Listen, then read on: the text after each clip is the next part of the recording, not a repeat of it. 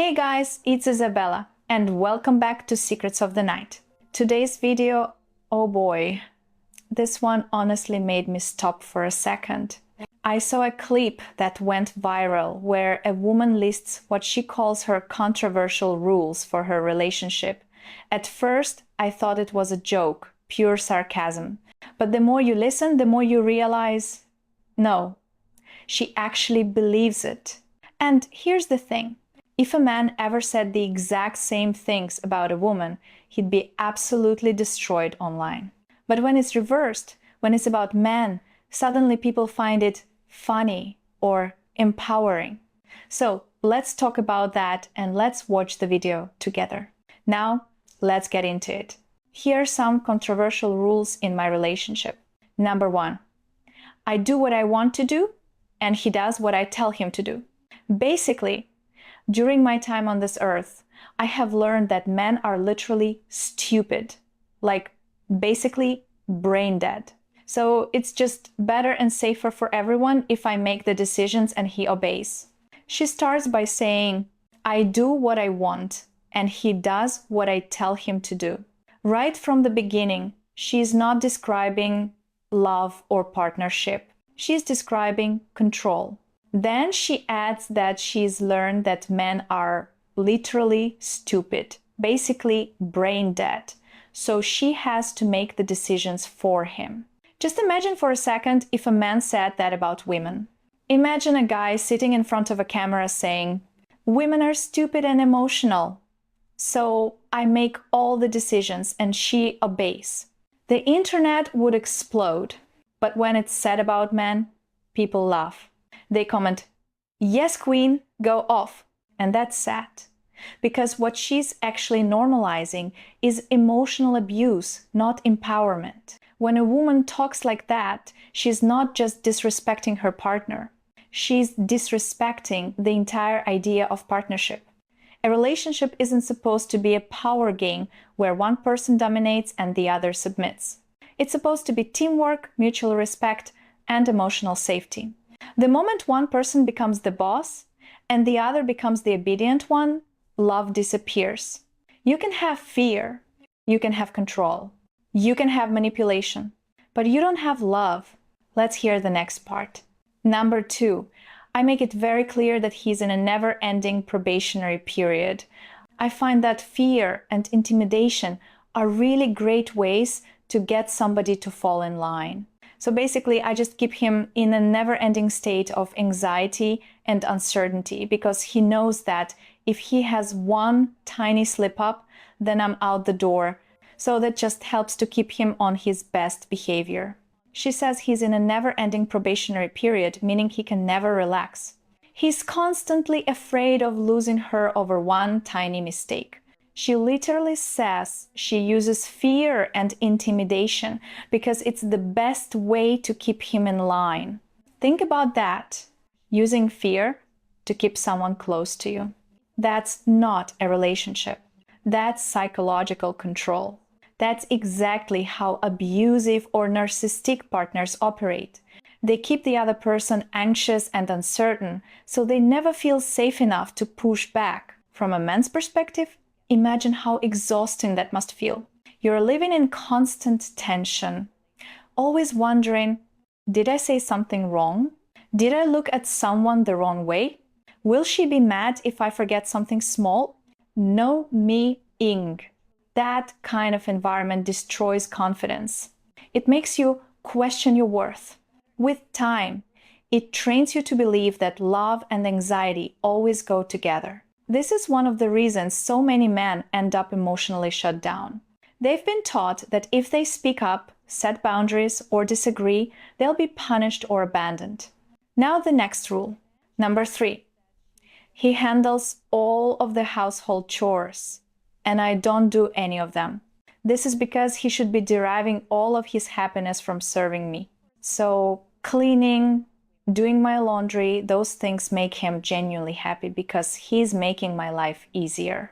However, for me personally, I get my happiness from going out with friends, going shopping, so those are the things I spend my time doing.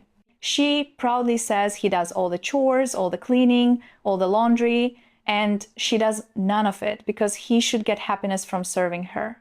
His happiness, according to her, comes from making her life easier. Her happiness comes from going out with friends and shopping. That one line says everything about how she sees the relationship. It's not about love. It's about hierarchy. Her on top, him below. It's not about giving and receiving. It's about taking and demanding. And here's the painful part. So many modern men are being told that being nice, giving, and being helpful is what women want. And yes, kindness and generosity matter, but only when they come from balance, not fear. When you start serving someone out of fear, they'll leave you. You lose your sense of self. You stop being a partner. You become a servant to someone who doesn't even respect you.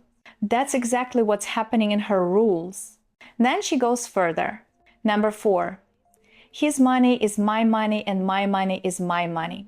This one kind of ties into the last one because I genuinely don't understand why a man would need money other than to spend it on his wife or partner. So that one's kind of like common sense. I've been with my fiancé for 7 years and we're getting married next year. So hopefully those rules can help you if you're having trouble finding a healthy relationship. She says something that honestly made me pause and replay the clip. His money is my money and my money is my money. She says she doesn't understand why a man would need money other than to spend it on his partner. That's not equality. That's exploitation. If a man said the same thing, her money is my money and mine is mine, he would be called financially abusive, controlling, and manipulative, and rightly so. But because she's a woman, she gets applause from people who think it's funny or powerful.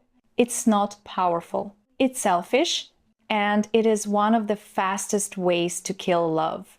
Relationships fall apart when one person takes everything for granted: their partner's time, effort, money, and emotional energy.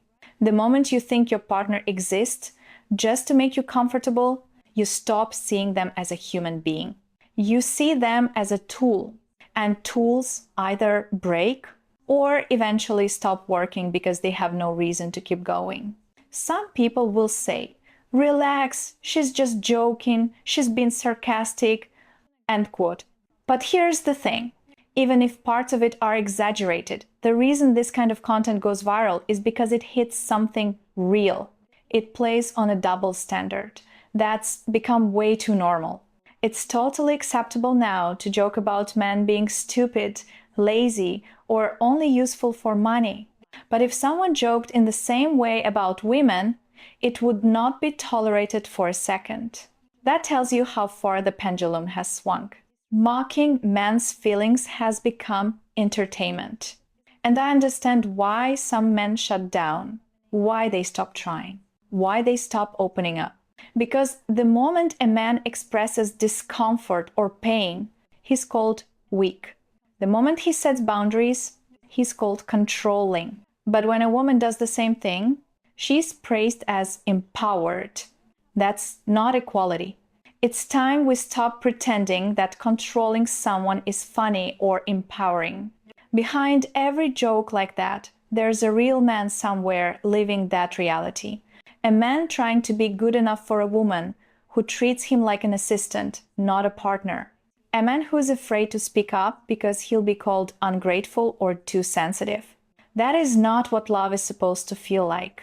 If you're watching this and you've ever been in a relationship where you felt small, where your voice didn't matter, where love came with conditions, threats, or constant tests, please understand, that's not normal. That's not healthy. You do not have to earn peace. You do not have to live in fear that simply being yourself will cost you the person you love. The right woman won't need to control you. She'll trust you. And the right man won't need to dominate either. He'll lead with strength and respect, not fear. What that woman described is not love. It's control dressed up as confidence. If you ever see signs like these, constant criticism, double standards, jokes that feel like attacks, take them seriously. It's not cute. It's not empowerment. It's emotional damage waiting to happen. And remember this, fear can make someone obey you, but it can never make them love you. This is Isabella, and you've been watching Secrets of the Night. I hope you found this helpful, and I'll see you in the next one. Bye!